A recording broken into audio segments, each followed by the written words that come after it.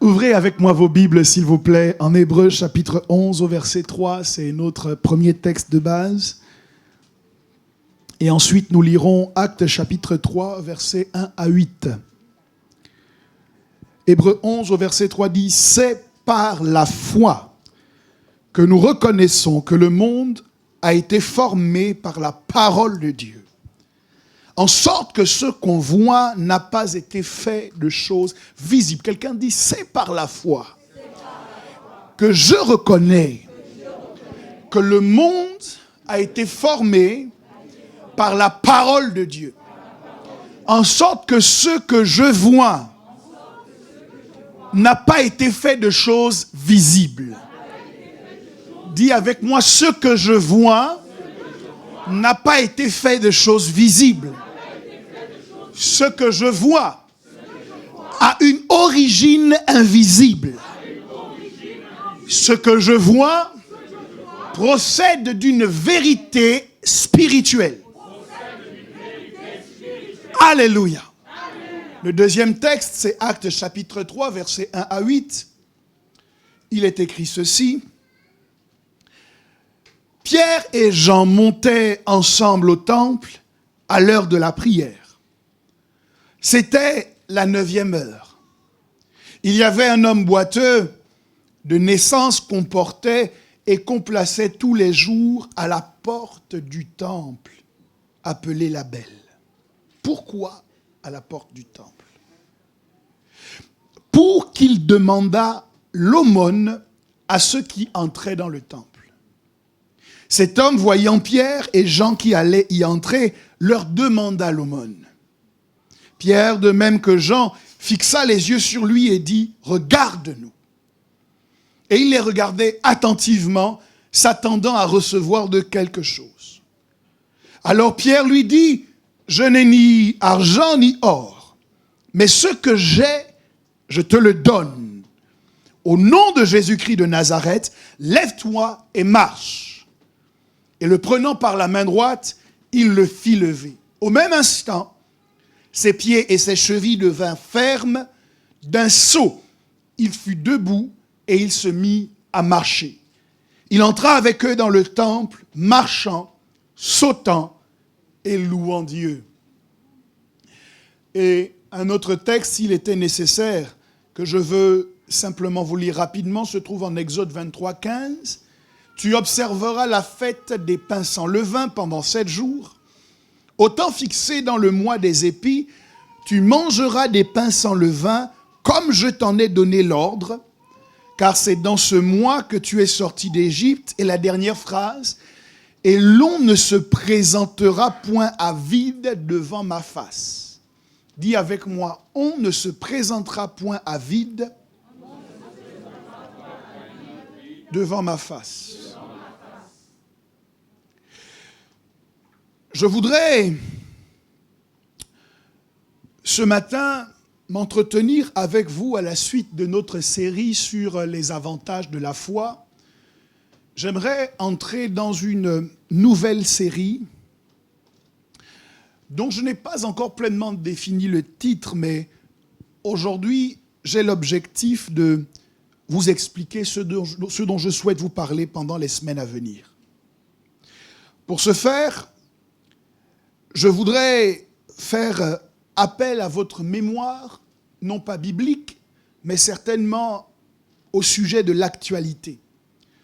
Cette semaine, ou plutôt la semaine d'avant, le dimanche 11 juillet, très exactement vers 8h40, le milliardaire Richard Branson a décollé à bord du Spaceport America, immense piste située dans le Nouveau-Mexique, à bord du vaisseau VSS Unity de Virgin Galactic, avec 2 pilotes et 3 employés de l'entreprise. Son objectif était de passer quelques minutes aux frontières de l'espace. Et de plus en plus ces derniers temps, nous entendons parler des projets de ces milliardaires qui veulent faire du tourisme spatial leur dernière lubie. La population mondiale est partagée par rapport à ce genre d'initiative. Certains se disent, ça sert à quoi? Pourquoi dépenser toute cette énergie et tout cet argent pour aller dans l'espace?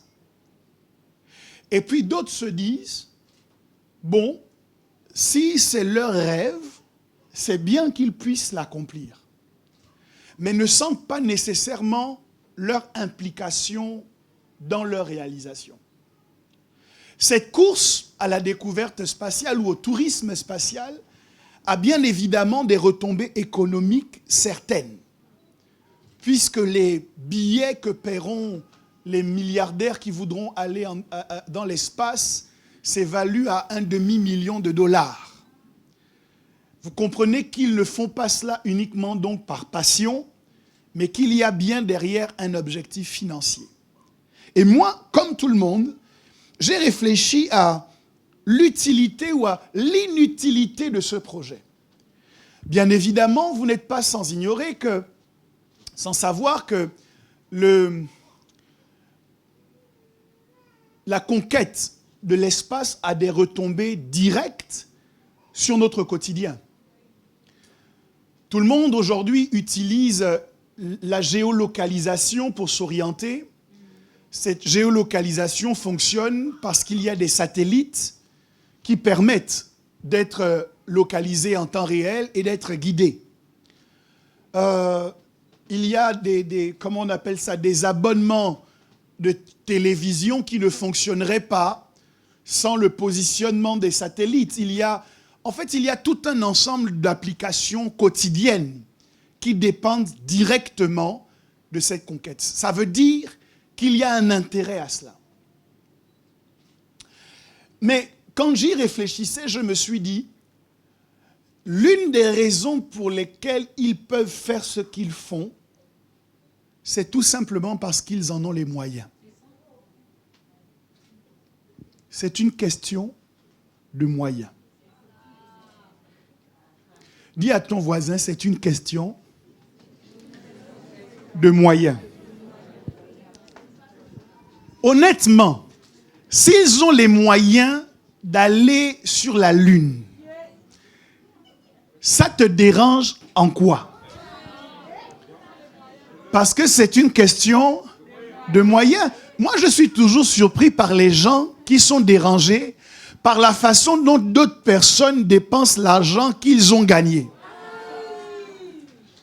S'ils en ont les moyens et que c'est un rêve qu'ils nourrissent depuis leur plus jeune âge pour certains d'entre eux, il est tout à fait normal qu'ils vivent en fonction de leurs moyens. Alors chaque fois qu'on parle de ce type d'expression de l'alignement par rapport à nos moyens, on a deux positionnements différents parce qu'il y a une grande partie des gens qui, au lieu de vivre en fonction de leurs moyens, vivent au-dessus de leurs moyens. Et c'est là qu'il y a un problème. C'est quand tu vis au-dessus de tes moyens. Quand tu achètes des vêtements au-dessus de tes moyens. Quand tu loues un appartement au-dessus de tes moyens. Quand tu achètes un sac au-dessus de tes moyens.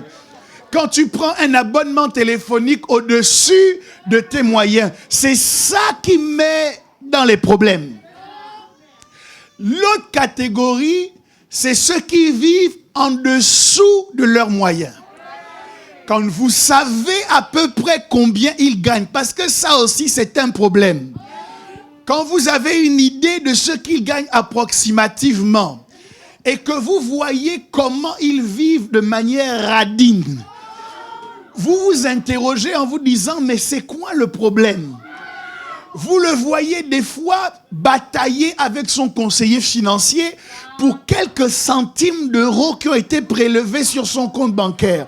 Vous avez envie de lui dire, mais monsieur, quel est votre problème? Et moi, je me souviens dans mon expérience bancaire, là où il me répondait systématiquement, alors vraiment c'était le dénominateur commun. Il répondait systématiquement tous la même phrase. Vous aurez bien compris, monsieur Dorego, ce n'est pas une question de montant, c'est une question de principe.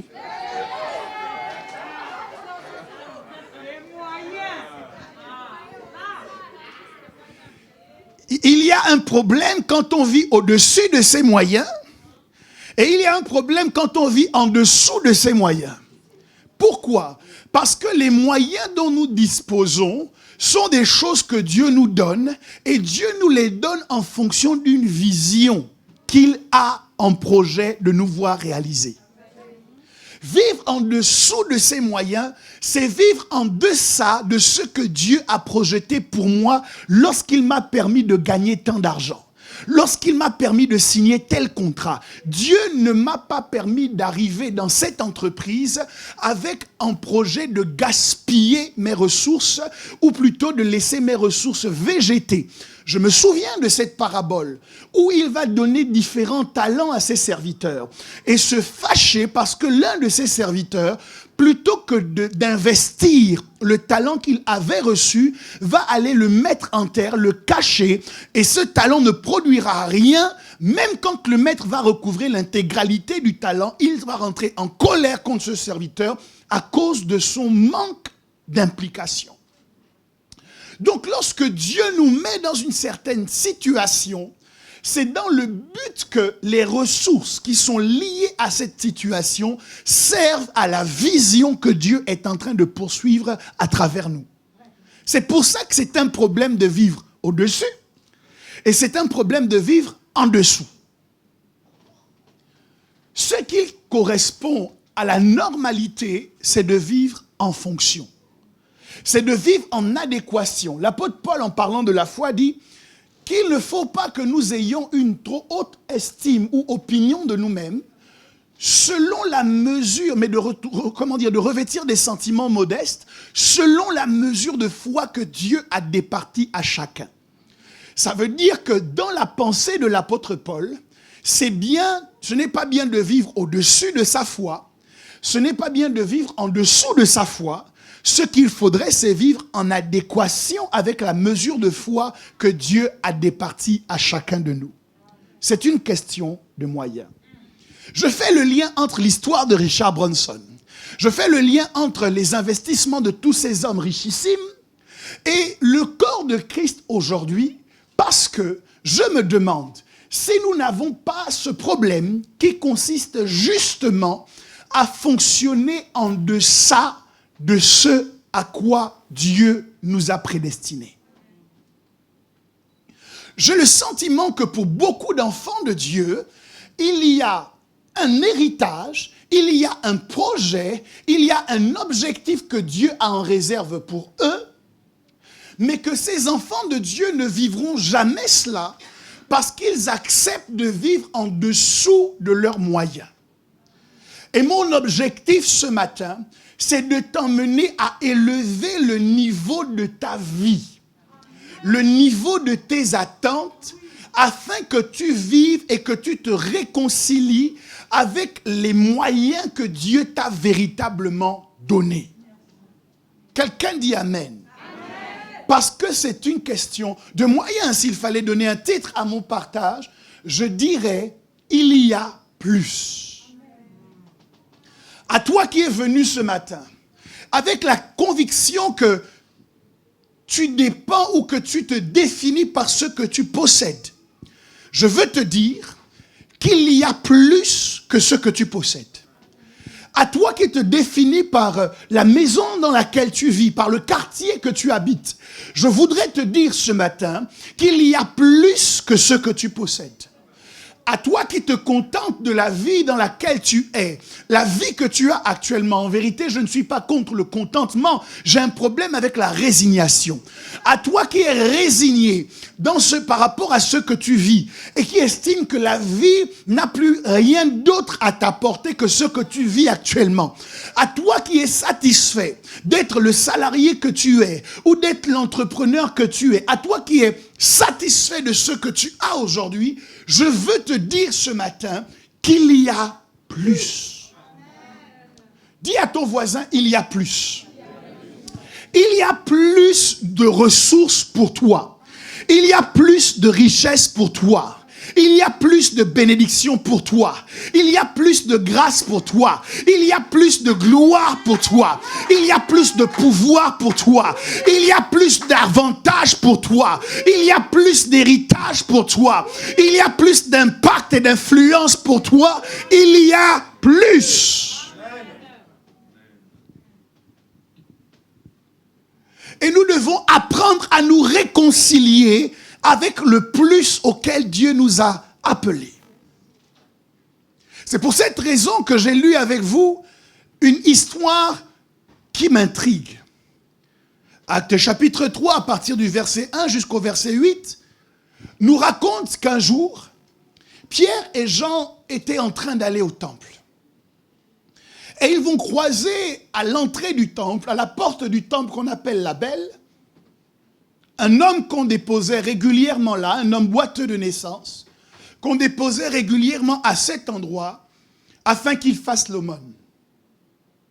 Pierre et Jean arrivent devant lui et le regardent, lui disent « Regarde-nous attentivement ». Et la réponse de Pierre est intrigante. Je veux que vous gardiez à l'esprit que Pierre est le premier responsable d'une église qui, dès son premier jour d'ouverture, compte au moins 3000 âmes. Au moins.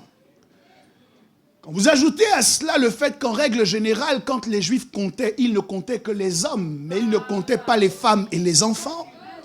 Je veux que vous compreniez que cet homme qui va rencontrer le boiteux à la porte du temple qu'on appelle la Belle est le responsable d'une méga church. Et pour que vous compreniez bien où est-ce que je veux en venir, à l'époque de Paul, ou à l'époque de Pierre, ou à l'époque de Jean, on n'a pas les mêmes problèmes avec la prospérité que nous avons aujourd'hui. À l'époque de Pierre, à l'époque de Jean, parler d'offrande, ce n'est pas un gros mot. Parler d'argent, ce n'est pas frustrer les gens, bien au contraire. C'est tellement fort qu'à l'époque de Pierre, les gens n'apportent pas seulement 10% de tous leurs revenus. Mais du temps de Pierre, vous avez une foule composée de minimum 3000 personnes qui ont décidé de vendre l'intégralité de ce qu'ils possédaient et de prendre tout cet argent pour venir le déposer aux pieds de Pierre. On peut imaginer la masse financière que Pierre était emmené à gérer. La richesse de cette église était telle que c'est la première fois dans l'histoire de l'humanité qu'on explique qu'au milieu d'eux, il n'y avait aucun indigent. Ils avaient réussi le tour de force de briser le pouvoir de la pauvreté, alors que Jésus-Christ lui-même avait affirmé « Vous aurez toujours des pauvres avec vous ». Mais Pierre ne s'est pas laissé bloquer par ce que Jésus avait dit. Il a réussi à gérer une église dans laquelle il n'y avait plus de pauvres. Voici l'homme qui arrive à la porte du temple appelé la Belle. Et il tombe en face de quelqu'un qui lui demande l'aumône. Et la réponse de Pierre, c'est « Je n'ai ni argent, ni or. Comment est-ce possible ?» Comment est-ce possible que Pierre arrive au temple et qu'il dit « Je n'ai ni or ni argent » alors qu'Exode nous donne une instruction de Dieu qui indique qu'on ne se présentera pas à vide devant ma face. La Bible dit qu'il s'apprêtait à rentrer dans le temple. Donc, il n'était pas encore rentré. Et il savait en tant que juif qu'on ne va pas au temple les mains vides. Donc, quand ils allaient au temple, ils avaient absolument quelque chose à offrir. Mais ces gens qui étaient juifs et qui pratiquaient la loi et qui comprenaient le principe de l'offrande, arrivent avant de rentrer dans le temple, voient quelqu'un qui leur demande de l'argent et lui répondent « Je n'ai rien ».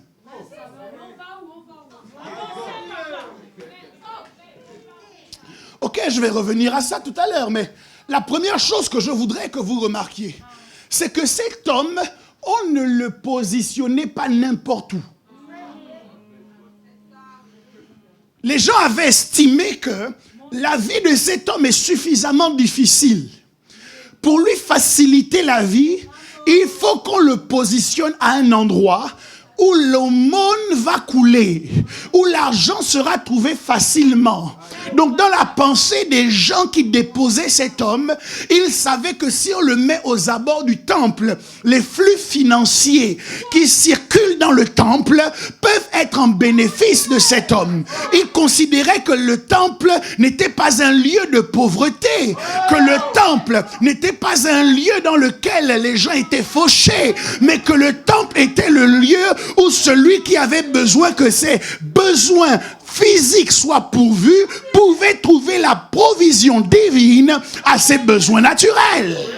Mesdames, mesdemoiselles et messieurs, je dois vous informer que nous avons faussé notre définition de l'Église. L'Église n'est pas le rassemblement des gens qui ont fait vœu de pauvreté.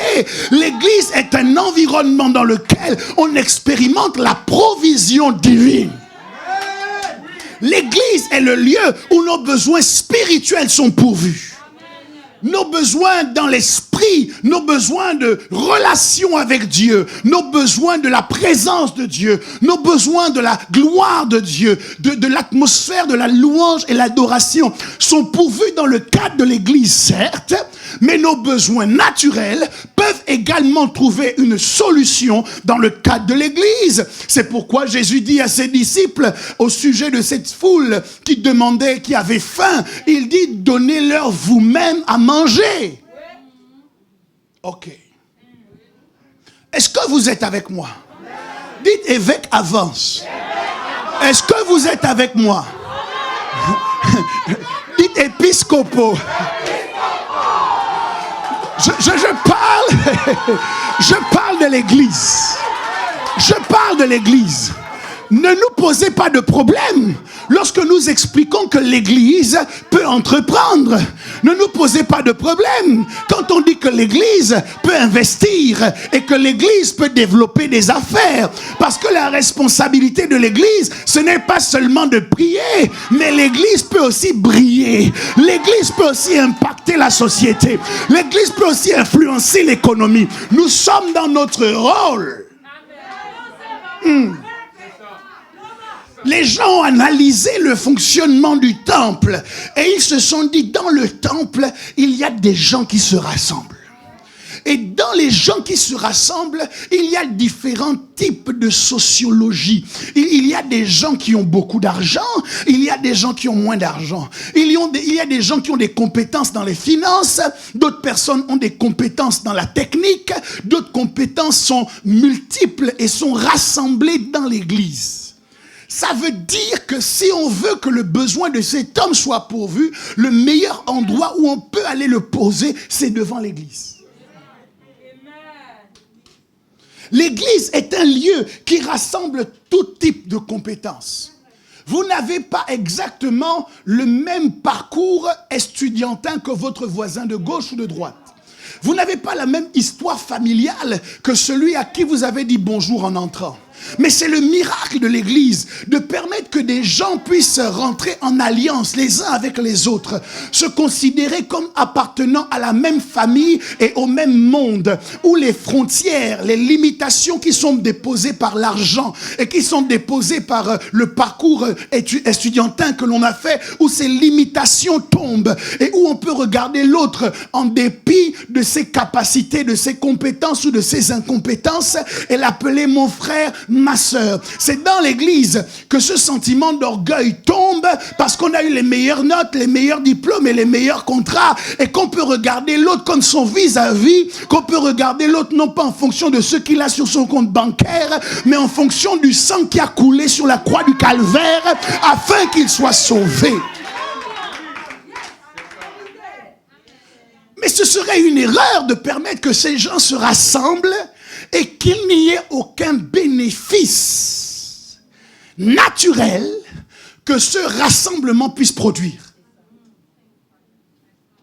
Ce serait un malheur. Écoutez, je ne sais pas si vous êtes dans des grandes multinationales, mais les plus grands employeurs dans ce pays, en général, ce sont les PME. Et on explique que les PME, comment je peux vous dire ça? Le nombre de salariés d'une PME n'excède pas un certain nombre qui m'échappe. Je ne sais pas exactement à combien de salariés on fixe. 50, 150, 250 salariés, bien. Avec 250 salariés, vous avez des entreprises qui réussissent à damer le pion à des entreprises qui comptent plusieurs milliers de salariés. Avec 250 salariés, vous avez des entreprises qui produisent des résultats, qui donnent à des familles entières de vivre, qui donnent à des clients d'avoir gain de cause. Ils réussissent à rassembler moins de 250 personnes, mais ils réussissent à impacter le tissu économique de la ville dans laquelle ils sont. L'Église réussit à rassembler beaucoup plus de gens, avec des parcours différents. Et cette église-là ne serait pas en capacité d'affecter la société dans laquelle elle est, alors que ton fleuriste affecte ton quartier, alors que ton boulanger affecte ton quartier, et que la boulangerie est composée de 3-4 personnes. Ton église est composée de 200-300 personnes, et ton église n'affecterait pas le quartier, ton église n'aurait pas d'impact dans la société. Je dis à Dieu ne plaise, cela ne doit pas arriver. Il doit y avoir un impact qui est le résultat de notre rassemblement. Attrape ton frère, dis-lui on doit impacter. Oh, dis-le lui avec un cœur révolutionnaire. On doit impacter.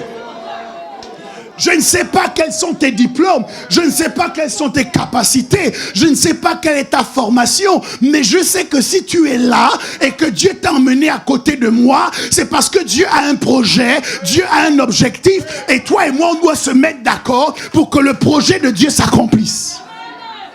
Il y a quelqu'un qui cherche un stagiaire pour son entreprise, son stagiaire est dans l'église. Il y a quelqu'un qui cherche un manager pour son entreprise, son manager est dans l'église. Il y a quelqu'un qui veut recruter un autre salarié pour sa boîte, le salarié est là. Pourquoi? Parce que Dieu ne nous rassemble pas seulement pour prier, Dieu ne nous rassemble pas seulement pour chanter, mais Dieu nous rassemble également pour que nous ayons un impact dans la société. Cet homme que l'on emmenait à la porte du temple, on ne l'amenait pas pour la prière, on ne l'amenait pas pour le jeûne, on l'amenait pour un bénéfice physique, naturel et concret. Donc là où l'église se rassemble, il y a des mouvements spirituels, mais il y a également des mouvements naturels. Il y a des bénédictions spirituelles, mais il y a aussi des bénédictions naturelles, là où l'église se rassemble. C'est parce que nous avons compris cela à Providence, que nous avons dit nous devons être une église qui donne naissance à des entreprises. Nous avons vu que plusieurs d'entre nous, nous avons des compétences, des capacités. Nous avons encouragé tout le monde à entreprendre. Mais nous nous sommes dit comment les entreprises individuelles peuvent être utiles à la communauté. Comment les entreprises individuelles peuvent porter le message et la force de l'Église dans la société. Parce que la société travaille en s'agglomérant. Les gens travaillent en se mettant ensemble. Et on s'est dit, on ne peut pas avoir ce modèle en face de nous et nous arriver en ordre dispersé. Lorsque Moïse est arrivé devant Pharaon et que Pharaon avait sur sa couronne un serpent recourbé, Moïse n'est pas allé chercher un autre animal pour confronter Pharaon, mais Moïse a vu son bâton se transformer en serpent, ce qui m'a amené à dire chacun son serpent. Si je vois que la société s'organise et qu'ils se mettent ensemble les uns les autres, cela doit m'enseigner que pour que l'église affronte cette société économiquement parlant, l'église doit également apprendre à se mettre ensemble. Les uns et les autres doivent se rassembler pour réussir à créer un impact plus important. Tu es content d'avoir 20 clients par mois ou par année, mais qu'est-ce que ça donnerait si tu t'associais à ton frère, à ta soeur, et que ton chiffre d'affaires était multiplié par 4? Dieu serait glorifié et ton banquier serait honoré.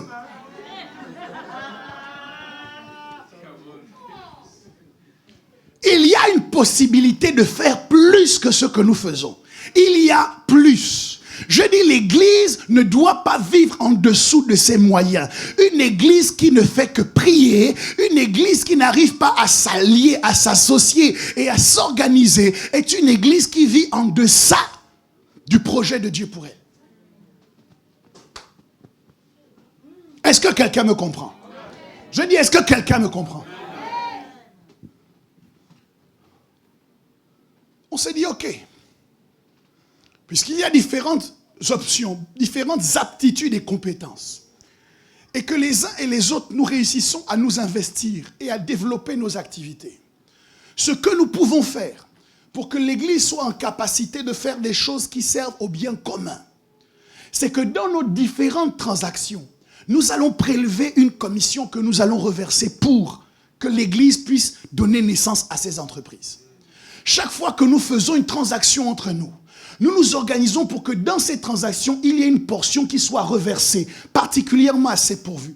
Ces commissions ont pour objectif de constituer un capital pour que quand nous allons acheter notre bâtiment, nous puissions dire, écoutez, on a des esthéticiens dans l'église, on a des coiffeurs dans l'église, on a des gens qui font ceci ou cela. Nous allons créer dans notre propre bâtiment des espaces qui sont aménagés pour que les esthéticiennes puissent travailler. Mais pour aménager le cabinet d'esthétique là, on aura besoin de finances.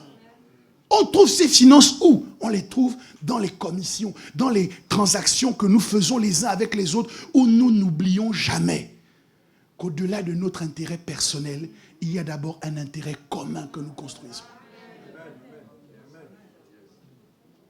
Ce n'est pas pour enrichir quelqu'un. C'est pour servir au projet commun que nous avons. Pour qu'on ne dise pas tous les dimanches à l'église, ok, maintenant nous allons tous ensemble donner pour pouvoir faire une pharmacie. Maintenant nous allons tous ensemble donner pour pouvoir faire un salon de coiffure. Non, dans nos habitudes communes, on finance et on préfinance nos futures entreprises. Pourquoi? Parce que là où il y a l'église, il doit y avoir également des solutions aux besoins naturels. Voici ce que les gens qui ont emmené cet homme ont compris.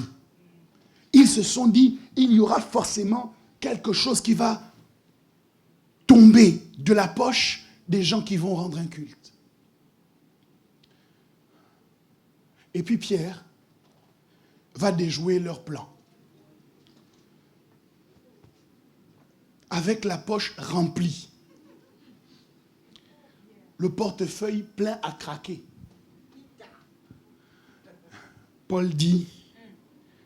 Pierre dit, je n'ai rien. Je n'ai pas d'or. Je n'ai pas d'argent. Pierre, tu es sûr? Toi, homme de Dieu, tu es sûr? Demande à ton voisin, est-ce que tu crois? Moi, je crois ce que Pierre a dit. En partie. Je crois que Pierre a répondu à la question du monsieur. Le monsieur a demandé l'aumône. Or, Pierre et Jean étaient en train d'aller au temple. Et on ne va pas au temple pour faire l'aumône. On va au temple pour apporter une offrande. La réponse de Pierre me permet d'affirmer qu'il y a une différence majeure entre l'aumône et l'offrande. Ce n'est pas que Pierre n'avait pas, mais ce que Pierre avait, ce n'était pas l'aumône, ce que Pierre avait, c'était l'offrande.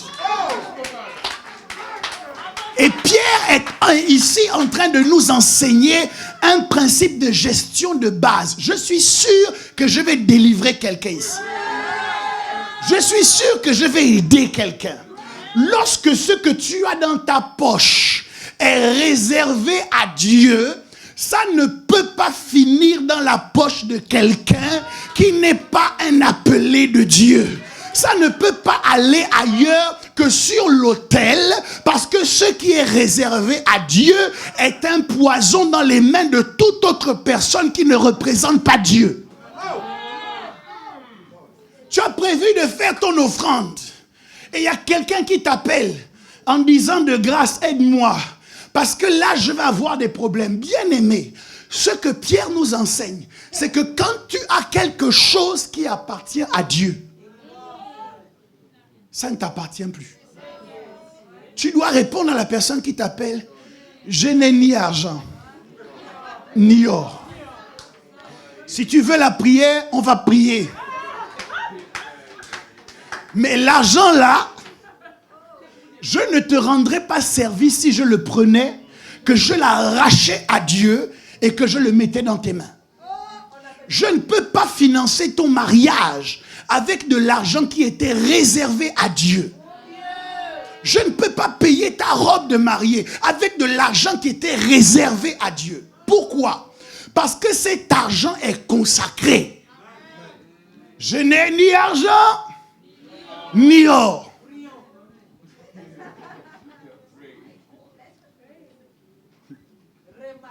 La deuxième chose que vous devez savoir, c'est que quand nous venons à l'église, nous n'apportons pas l'aumône. Parce qu'on donne l'aumône à quelqu'un qui est dans le besoin, à quelqu'un qui nous supplie de l'aider financièrement. Dieu ne vous supplie pas de l'aider financièrement. Dieu n'est pas dans le besoin. Lorsque vous apportez votre offrande, vous devez intégrer que ce n'est pas vous qui faites une faveur à Dieu, mais que c'est Dieu, le créateur des cieux et de la terre, et qui n'a besoin de rien, qui vous fait une faveur en acceptant ce qui sort de vos mains. Dieu ne reçoit pas l'aumône. Dieu reçoit l'offrande. C'est pour cette raison que lorsque je m'approche de Dieu, je dois m'assurer que ce que je vais lui donner est le meilleur que de ce que je peux lui donner. Je ne donne pas à Dieu les miettes parce que j'honore trop Dieu pour lui donner le surplus, pour lui donner ce qui n'est pas nécessaire, pour lui donner ce qui n'est pas important. Questionne un peu ce que tu fais au moment de l'offrande. Est-ce que c'est une offrande ou est-ce que c'est une aumône? Est-ce que tu donnes à Dieu de ton nécessaire, ce qui est vraiment précieux, ou alors tu donnes quelque chose, oh, même si j'avais mis ça à la poubelle, ça ne changerait rien à ma vie. Dieu n'est pas comme ça. Même si la comptabilité de l'Église compte, au ciel, Dieu ne considère pas que tu lui as donné. Caïn a essayé de jouer à ça avec Dieu. Alors qu'Abel a apporté les premiers fruits de son troupeau, Caïn a apporté le rebut de son troupeau. Ça veut dire quoi? Quand il a fini de récolter, il allait voir papa Adam. Il dit, papa, tiens, voici ta part. Maman Ève, je t'ai aussi envoyé les tarots, je t'ai aussi envoyé les donnez-moi les navets, les radis. Je t'ai envoyé des radis, je t'ai envoyé des navets. Voilà. Et puis quand il a regardé ce qui restait, il dit, oh, ces fruits-là ont une tête bizarre. Hein? Bon, on va prendre ça, on va faire l'offrande. C'est pour cette raison que Dieu a dit non, on ne me traite pas comme ça. Principe de gestion simple. Je parlais d'offrande, mais je veux vous parler de votre vie. Quand vous avez un projet et que vous avez affecté une certaine somme d'argent à ce projet, arrêtez de tuer tous vos projets. Pourquoi les projets ne s'accomplissent pas dans la vie de certains? C'est parce que vous avez toujours une bonne raison de dépenser l'argent que vous aviez consacré à ce projet-là. Ce n'est pas une question de malédiction, ce n'est pas une question de diable, c'est que vous trouvez toujours une occasion de dépenser l'argent qui était affecté à ce projet. Faites attention.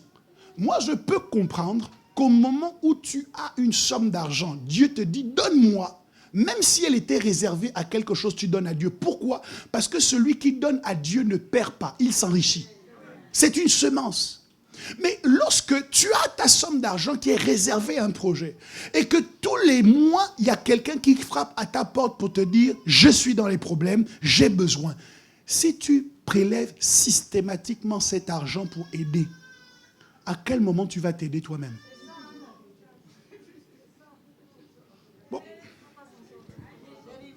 Les chrétiens n'aiment pas entendre ce genre de choses parce que vous avez une définition du christianisme qui me surprend. Même Jésus a répondu à la femme syrophénicienne, il n'est pas bon de prendre la nourriture des enfants et de la jeter aux petits chiens.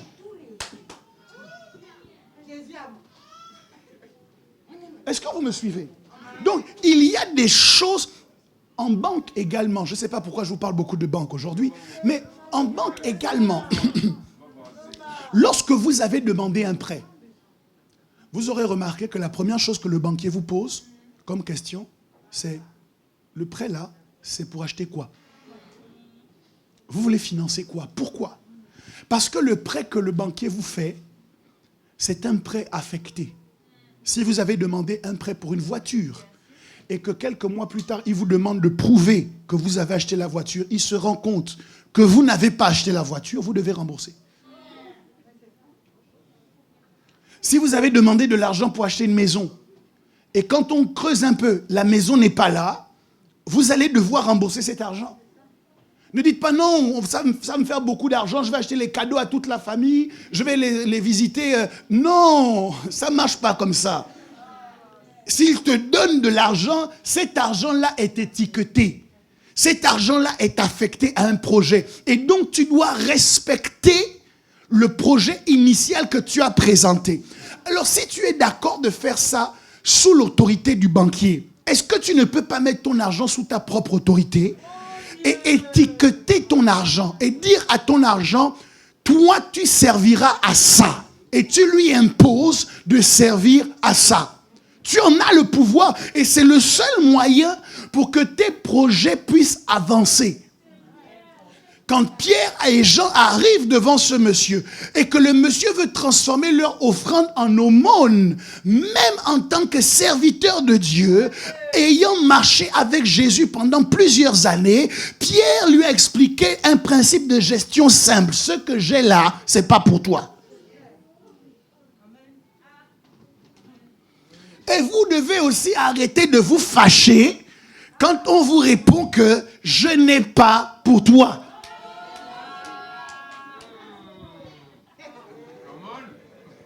Ce n'est pas parce que toi tu gères mal ton argent que tout le monde doit aussi mal le gérer comme toi. Non, je ne comprends pas. Moi, quand il me demande, je donne toujours. Mais qui t'a dit de donner toujours? Vous voulez que je... Non, je ne sais pas si je peux vous dire ça.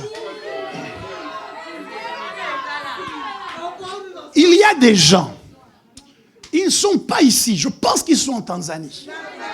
Mais il y a des gens qui vont vous manquer de respect dans l'avenir parce que vous n'avez pas construit quelque chose. En oubliant que la raison pour laquelle vous n'avez pas construit ce quelque chose, c'est parce que vous les aidiez au moment où eux, ils se construisaient. Ils sont partis en Tanzanie, malgré les frontières fermées. Il y a des gens comme ça. Maintenant que, c'est ce que l'apôtre Paul dit, maintenant vous régnez. Vous avez commencé à régner sans nous. Puissiez-vous régner. Donc il y a des gens qui vont s'appuyer sur toi pour régner. Et quand ils rentrent maintenant dans le règne, à ce moment-là, ils enflent. Problème de gestion. Alors toi, tu vas être frustré. Toi, tu vas te fâcher. Tu vas dire, non, moi, j'aidais toujours. Vous n'avez jamais rencontré ce genre de personnes. Il y a toujours des... Moi, j'ai toujours aidé les gens de ma famille. Le problème, c'est que tu les as tellement aidés que tu ne t'es pas aidé toi-même. Tu les as tellement aidés que tu as frustré tes propres enfants de ce qu'ils auraient dû avoir. Tu les as tellement aidés que quand eux, ils avaient besoin de quelque chose, tu trouvais toujours pour les aider. Mais quand ta femme et tes enfants avaient besoin de quelque chose, tu n'avais jamais. Tu te mettais même en colère quand ils essayaient de t'expliquer un dossier.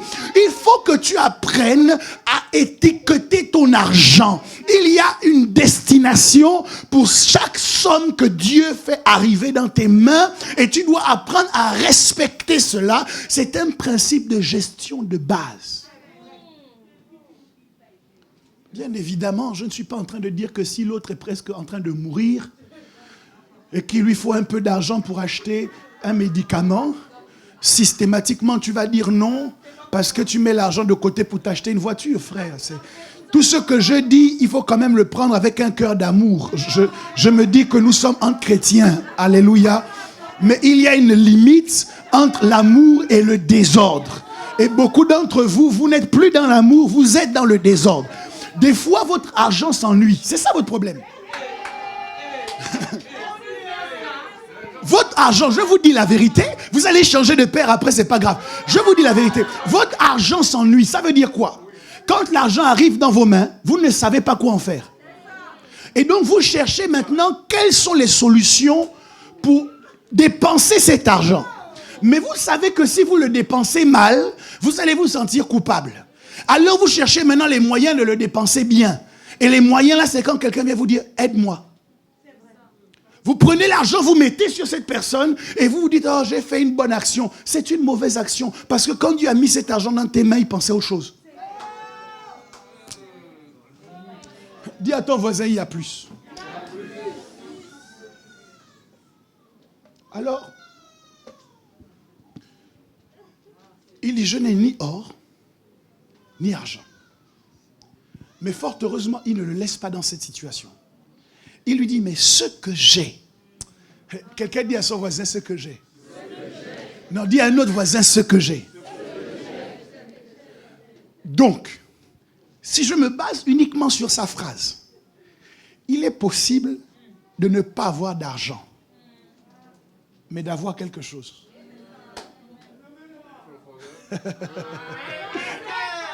Il est possible de ne pas avoir d'or, mais d'avoir quelque chose. Est-ce que vous êtes rendu compte dans nos sociétés que l'on définit les gens en fonction de ce qu'ils ont ou de ce qu'ils n'ont pas? Cette déclaration de Pierre me montre que c'est une erreur. Parce qu'on peut être en face de quelqu'un qui n'a pas l'argent, mais qui est riche. On peut être en face de quelqu'un qui n'a pas d'or, mais qui a quelque chose qui est plus important que de l'or. Ok. Avance rapide sur l'histoire. Maintenant que cet homme a été guéri, je prends le micro et je viens l'interviewer. Au fait, monsieur, entre l'aumône que vous demandiez et la guérison que vous avez reçue, si on devait revenir en arrière, qu'est-ce que vous auriez choisi? Ça veut dire que cet homme demandait quelque chose qui était en deçà de ce que Dieu voulait lui donner. Et le quelque chose là, même si Dieu le lui avait accordé, ne l'aurait pas reconnecté avec son destin. Parce que nous avons la fâcheuse tendance de demander à Dieu des choses dont nous n'avons pas vraiment besoin et de ne pas demander à Dieu les choses dont nous avons vraiment besoin. Cet homme demandait l'aumône. Lui donner l'aumône l'aurait maintenu dans son état. Il fallait qu'on lui refuse l'aumône et qu'on lui donne autre chose qu'il ne demandait pas. Parce que la guérison lui a permis enfin de rentrer dans le temple, parce qu'il était interdit à toute personne infirme de rentrer dans le temple. Donc tous les jours il venait, il voyait les gens rentrer dans le temple, dans la louange et dans l'adoration, mais lui il ne pouvait pas rentrer. Il entendait les cris de joie, mais lui il ne pouvait pas rentrer. Il entendait la louange, mais lui il ne pouvait pas rentrer. On l'emmenait dans un espace de torture. La seule chose qu'il recevait, c'était les miettes. Et à ce moment, Pierre et Jean voulaient le reconnecter avec son destin, car l'homme a été créé afin d'adorer Dieu, afin de marcher dans la présence de Dieu.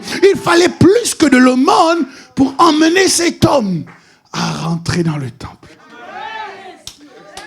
Il a commencé à marcher. Et quand il est rentré dans le temple, il n'a pas seulement marché, il a commencé à sauter.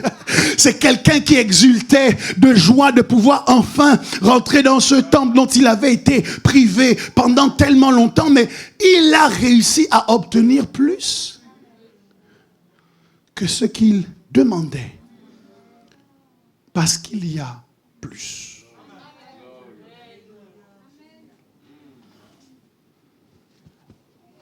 Mais ce que j'ai,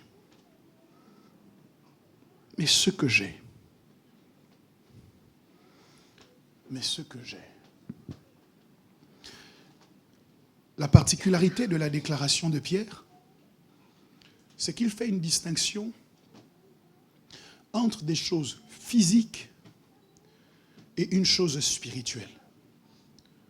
Je n'ai pas l'or physique, je n'ai pas l'argent qu'on peut toucher. Mais j'ai quelque chose qui dépasse la puissance de l'or et l'argent. Ce que j'ai, je te le donne au nom de Jésus. Lève-toi et marche. En vérité, Pierre est en train de nous montrer qu'en tant qu'enfants de Dieu, nous ne devrions jamais nous laisser tromper par le monde qui nous rend tellement conscients de la réalité que nous perdons de vue l'existence même de la vérité. Si je te demande à l'instant combien tu as sur ton compte en banque, tu es en capacité de le dire? Parce que tu as vérifié le matin? Parce que tu as vérifié la veille? Tu es bien conscient de ce que tu n'as pas dans le monde. Ou de ce que tu as dans le monde. Mais es-tu seulement conscient de ce que tu as dans les lieux célestes? La particularité de Pierre, c'est qu'il savait dire ce qu'il n'avait pas, mais ils étaient pleinement conscients de ce qu'ils avaient. Vous ne pouvez pas vivre le christianisme uniquement sur la base de vos 5 sens. Votre christianisme est handicapé si votre christianisme n'est basé que sur ce que vous voyez, ce que vous touchez, ce que vous pouvez entendre, ce que vous pouvez goûter. Parce que le christianisme s'adosse à une réalité spirituelle. C'est par la foi que nous reconnaissons que le monde que nous voyons n'a pas été fait de choses visibles, que tout ce que nous voyons n'a pas été fait de choses visibles. S'il y a quelque chose que je peux voir, alors je dois savoir que l'histoire de ce que je peux voir n'a pas commencé dans le monde des formes, mais que toute réalité naturelle est adossée à une vérité spirituelle. Ok.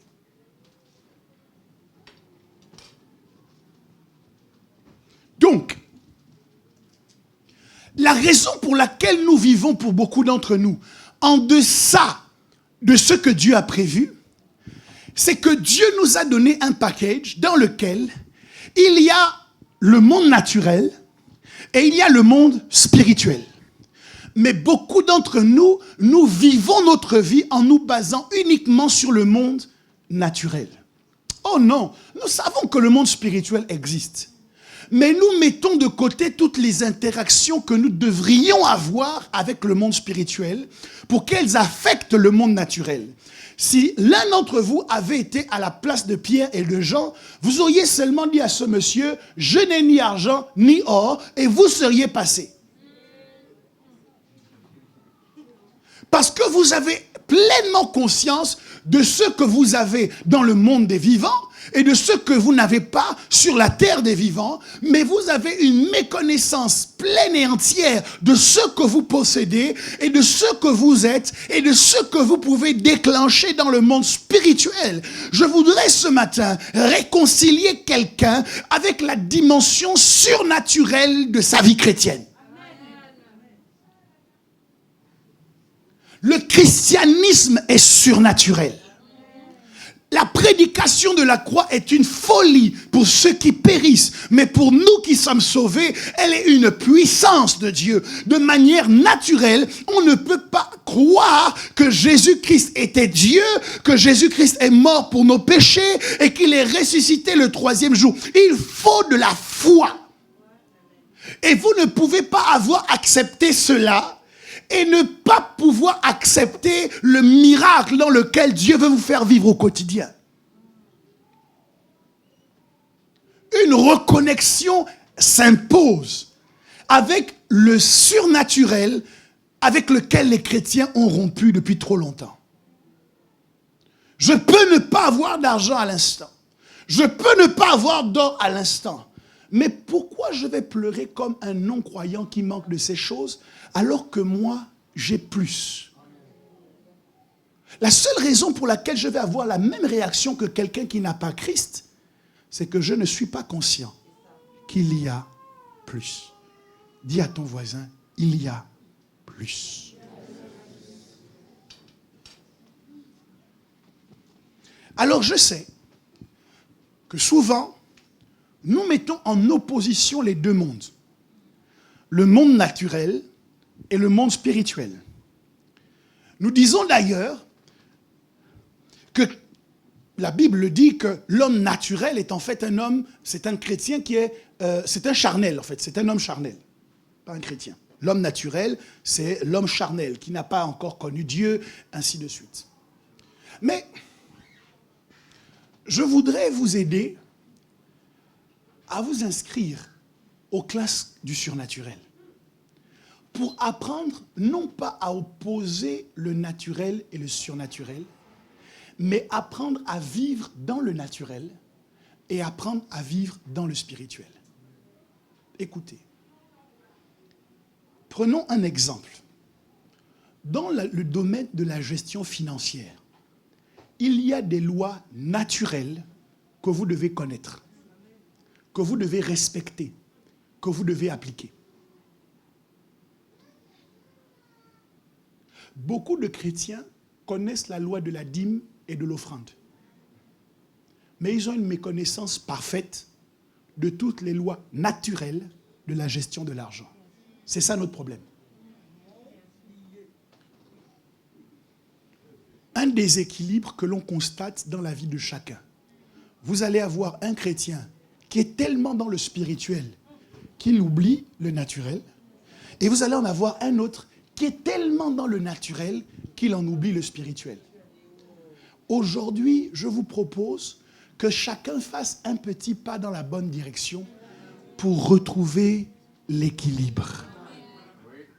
Que tu sois en capacité de gérer dans le naturel, mais que tu n'oublies jamais qu'il y a une vérité spirituelle qui te donne l'avantage.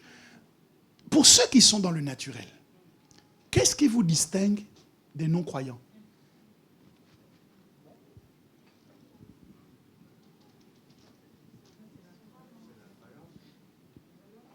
Qu'est-ce qui vous distingue des non-croyants si vous n'êtes que dans le naturel? Pour gérer vos finances, les seules choses que vous appliquez, que vous connaissez, ce sont les lois naturelles. C'est bien parce que ça peut vous permettre d'avancer. Mais les lois naturelles qui vous donnent de l'avance vont être surplombées par des lois spirituelles qui vont vous donner encore plus d'avance. C'est pour cette raison que vous avez des gens qui pratiquent tout ce qui concerne les lois naturelles mais qui sont bloqués. Parce qu'ils font face à des gens qui, en plus de pratiquer les lois naturelles, ont des compétences dans le monde spirituel et mettent en action ces compétences dans le monde spirituel. Et donc, avec toute la bonne gestion financière que tu as faite dans le mois, il y a des esprits méchants qui se disent, nous avons trouvé quelqu'un qui n'a pas conscience de notre mission pour l'appauvrir. Et qui vont orchestrer des stratégies dans le but que même avec une bonne gestion financière, tu ne t'en sors pas. Si tu sais que tu ne connais pas les lois naturelles, ou que tu les connais mais tu ne les mets pas en pratique, ce matin, tu dois décider de refaire ton apprentissage et de commencer à les respecter. Mais si tu mets en pratique les lois naturelles et que tu te rends compte qu'il y a un plafond de verre qui t'empêche de passer à autre chose, maintenant que tes yeux s'ouvrent, afin que tu intègres le fait que tout, dis avec moi tout. Dis encore tout. Tout est spirituel. Tout. Les finances ont un côté spirituel. Les relations ont une dimension spirituelle. Vous n'avez jamais remarqué qu'il y a des gens, quand vous les rencontrez, vous n'avez même pas échangé un seul mot, mais déjà, il y a soit une inimitié, soit une affinité. Et puis, il y a des gens avec lesquels vous n'avez aucun problème, et du jour au lendemain, la relation se casse. Vous ne comprenez pas. Mais dans tout, il y a une dimension spirituelle. Il y a des mariages qui se brisent parce que les conjoints n'ont pas compris que le mariage a une dimension spirituelle. Il y a des entreprises qui font faillite parce que l'entrepreneur n'a pas compris que entreprendre, c'est pas juste aller t'inscrire au centre des entreprises.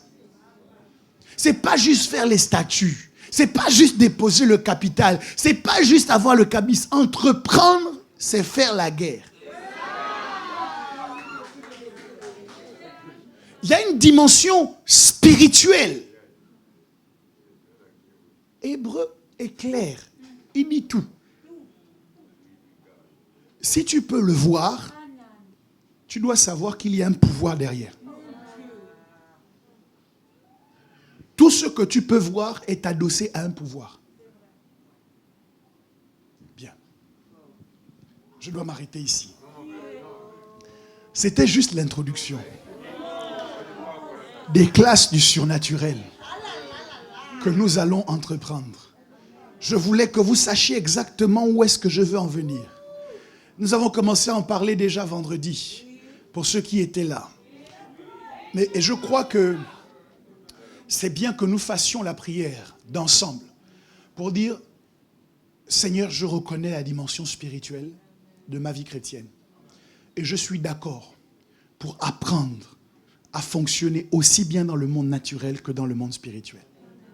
Si vous êtes d'accord avec cela, tenez-vous sur vos 2 pieds, s'il vous plaît. Et ensemble, prions.